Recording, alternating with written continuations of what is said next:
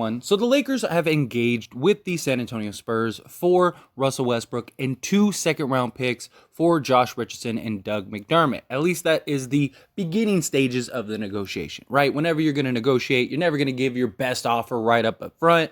Obviously, they come in 2 second-round picks. The Spurs, they want 2 first-round picks. Hopefully, you meet somewhere in the middle, and you give up 1 first, and you get back a Josh Richardson, Doug McDermott, Russell Westbrook goes out. Now, personally, I would like Josh and Doug with Jakob Poeltl, right? If we could get that, get a center, you get a legit starting 3-and-D, small forward, shooting guard, and then you get your 3-point sniper, which the Lakers really could use, really could need. So you kind of get a sort of a roster haul, right? Because the Lakers, that's what they need. The Lakers have a lot of young talent on this team, but a lot of the guys are having to play roles that are just beyond them at this time, right? Like, for example, Walker's given us 16.5 points per game, which is great, but he's not supposed to be your 3rd, 4th best player. He's supposed to be your 5th, 6th, 7th best player, right? He's young, he's talented, he's guarding the best player every night and still giving you 16. Like, that's great. That's what you want. But you need other guys to where if he's giving you 15, then it's just so much more of an impact. Right now, his 15, 16 points is not really giving an impact because you're supposed to have 2 other guys, 3 other guys in front of him at least that are supposed to be giving you, 20 plus a night. And that's the difference. If you go get a package for 3 or 4 guys, then everyone kind of gets to get back into their natural positions and their natural productivity, which would be really good. Even guys like Brown, right? Troy Brown, like he's been great for us. But again, he's not your 4th or 5th best player. He's your 7th, 8th best player. Austin Reeves, same thing. All these guys, if you could get 3 or 4 guys, which the Lakers really need, then all these other guys get to resort back into their natural roles. And with the Spurs deal, you could get that. You could get 3 or 4 players because you will get a trade exception. So depending on how the deal shapes up, if you get Josh Richardson and Doug McDermott, you'd get about a $21, $22 million trade exception. If you get Jakob Poeltl, then you would get about a $13, $14 million trade exception. I would rather get the big center so Anthony Davis could go to the 4, and now you got that trade exception, that $14 million, to go get another player, another asset. Or if the reason why they don't want Jakob Poeltl, now personally, it could just be that they're again starting at the bottom and they're going to meet somewhere in the middle. Okay, well, we want first. Okay, well, if you want a first, we want, Yaka, right? And something like that, right? That could very well be the case. Or what I think the Lakers are trying to do, and I don't know this for a fact, but it makes a lot of sense, is the Lakers are trying to leverage the Spurs trade in order to go get the Indiana Pacers trade as well. Because again, the Lakers need essentially an entire roster haul, right? They need to basically swap 3 or 4 guys for 4 or 5 guys, right? That's what they need to do. They need to get an entirely new squad, essentially.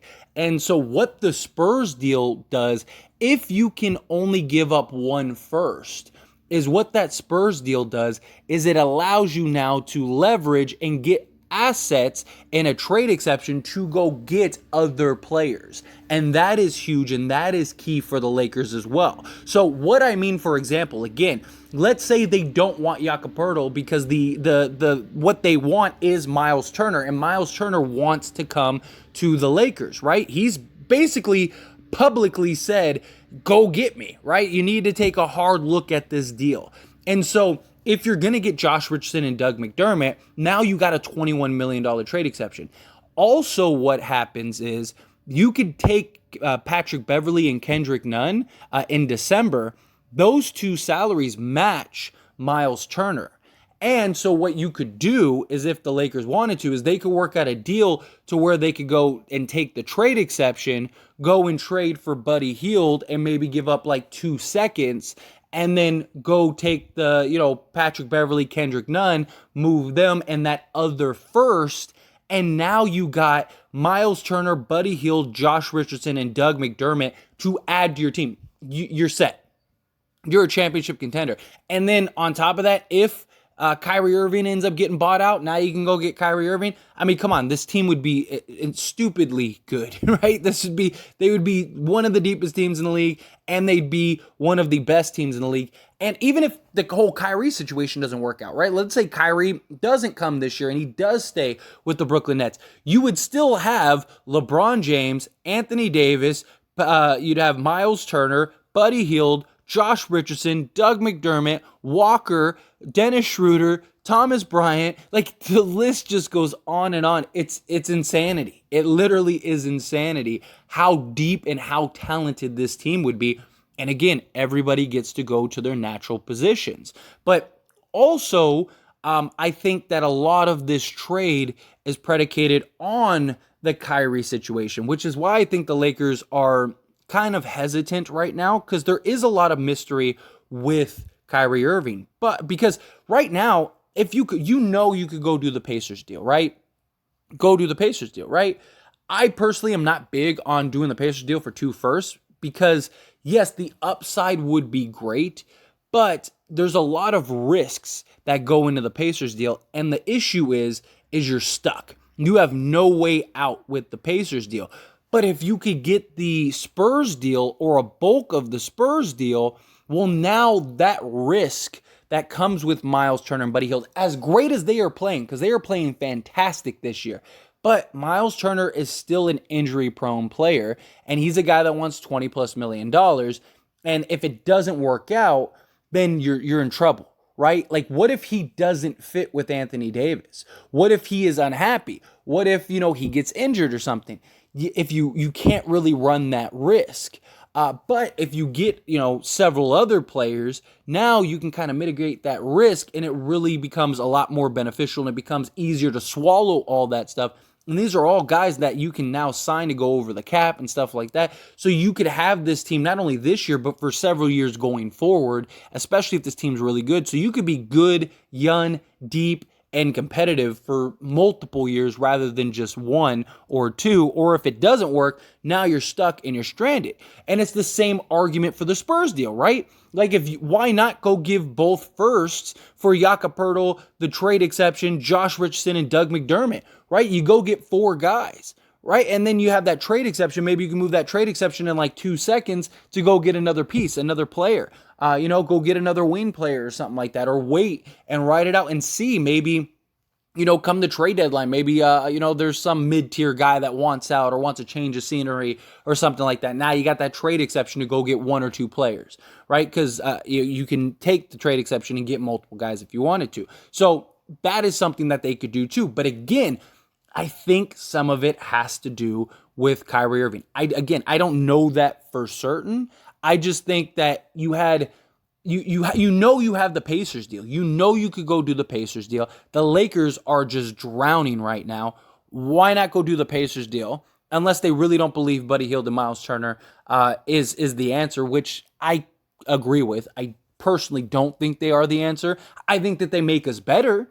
I think that we probably win some games, but I don't think they make us like a legit contender. And again, the problem is if you go do that deal, that's all you have. So if Buddy Hield and Myles Turner with Anthony Davis and LeBron James don't make you a legit contender, well, then you're not going to be a legit contender for the next several years, because that's your team for the next at least 2 or 3 years. So that's the question you have to keep in mind also when you're talking about these deals. Same thing with the Spurs deal. Right now, they just got in renegotiations with the Spurs, but they have an idea of what is going on, right? They know, because they've had talks before and stuff, so they kind of know where they're at. Why not just pony up and go get that? At least this deal gives you financial flexibility next season, right? That's the beauty of this deal. You get a center, you get a shooting guard, small forward, and you get a sniper that you need, right? This would be a great trade. This might be the best trade that is on the table for the Lakers. Why not just go do that deal? Because I think if Kyrie Irving does end up getting bought out, then your trades are going to be different, right? Because one, you need that roster spot for that player, right? Because you only have 3 guys that you can waive right now. Matt Ryan, Winning Gabriel, and Austin Reeves. I don't think they're ever going to waiver Austin Reeves. So you have Winning Gabriel and Matt Ryan you could get rid of. But you need the three-point shooting. So you can't just get rid of Matt Ryan just to get rid of Matt Ryan unless you supplement the three-point shooting. Now, the other alternative is that maybe they're not waiting for Kyrie, but they're trying to figure out how can they get both of these deals done simultaneously. And just the negotiations are just tough right now because both teams are, they want the firsts. That could also be another alternative. But, because depending on, if you do the Spurs deal and you get Jakob Poeltl, then you don't need Myles Turner. So maybe you're making a move to just go get, Buddy Hield. So they might be trying to work out, well, what can we get from the Spurs for only one first, right? Because you're going to need the other first to go do the other deal. So if you get the center, well, then you don't need Myles Turner because you have Anthony Davis, right? And so no point in getting Myles Turner. So now you're looking at Buddy Hield, right? So now imagine if you could get Buddy Hield, Buddy Hield, Jakob Poeltl, Josh Richardson, Doug McDermott, right? You got all four of those players. Now that's a lot better and it's a lot more, depth-wise than if you just went and did the Pacers deal. That is something else that I think, and that could be the more likely scenario is what it is. But if you don't get Jakob Poeltl, right, then maybe you're not looking at Buddy Hield anymore because you got Doug McDermott and Josh Richardson, and you're trying to go get Myles Turner. Or you're trying to get both, like I said. So again, depending on how one trade shapes up, and the Kyrie situation, because we know the Lakers want Kyrie Irving. We know they do. But depending on how those two situations shape up will sort of dictate what will happen in the Pacers deal. Because you're not gonna get Buddy Hield and Myles Turner if you already got a center in Jakob Poeltl, right? You might not go get Buddy Hield if you get Kyrie Irving, Doug McDermott, and Josh Richardson, because at that point, you don't need Buddy Hield, and you don't have guys to waive because you're going to need to waive Winning Gabriel and Matt Ryan to free up the roster spots to bring everybody in with the team you already have, right? So that's the thing. The Lakers have options. The problem is they don't really have major options until December, right? They could get one of the deals done right now, which is probably why they're kind of honing in based on the word we're seeing, honing in on the Spurs deal right now, because they're probably looking at it as if we could get the only way we're going to be able to get the Spurs deal done is with Russell Westbrook. So if we can do that deal, get that deal done, then we get the trade exception, which becomes valuable because a lot of teams really like trade exceptions. So we could get the trade exception. If we can keep a first, well, now we got a trade exception and a first, as well as Kendrick Nunn and Patrick Beverley. So now you got those three assets plus the pick, which now opens the door so much more for various trades and things like that. So I imagine, my guess, again, I don't know this for certain, just going off of what we're hearing and what we're seeing, is that I think the Lakers are trying to leverage both the Pacers and the Spurs deal to get 4 or 5 players, right? If you could get all 4 guys on the screen, now I think you're a legit contender. Because now you got 2 dead-eye shooters, you got a 3-and-D type player, and you got a 3-and-D center. What more do you need on top of Anthony Davis and LeBron James? If LeBron James and Anthony Davis can't win with these 4, then it's Anthony Davis and LeBron James. It wasn't anything else. It's just they're not good enough anymore to get it done. Because this might be the best team LeBron James ever's had, for as far as depth-wise and just overall talent-wise. This might be one of, if not the deepest teams he's ever had. I mean, it would be insane. Anthony Davis, Myles Turner, Buddy Hield, Josh Richardson, LeBron James as your starting 5. Got Doug McDermott, Walker, Schroeder, Thomas Bryant, coming out. Come on. How much more do you need to win a championship? These are the type of moves Rob Pelinka wants to make and is trying to make. And we know this also, which is why I believe this is the case. We know that Rob Pelinka was working with the Spurs and the Pacers to try to work out 3-team deals to get a 3-team deal done. And so I mean, maybe they work it out, all 3 of them together, but realistically, I think that they're going to have to do two separate trades, right? Because you're going to need the trade exception, although you could send the trade exception in a 3-team deal, but you're going to need the trade exception, you're going to need a pick, and you very likely may need to wait for Patrick Beverley and Kendrick Nunn to be able to be aggregated together, and you can't do that until December 14th or 15th. So very likely you do the Spurs deal now, and you try to get that done within the next week or two, and then you go do the Pacers deal. And then if Kyrie comes, Kyrie comes. If he doesn't, he doesn't. You still have more than enough talent. You're still in a good place. But anyway, as always, this is a discussion, so I want to hear from you. Let me know your thoughts and opinions down in the comment section below. What do you think of this? Do you think, yes, this is what we need? We need, we need a combination of the Pacers deal, the Spurs deal. Do that. Let's get that done. What combination would you want?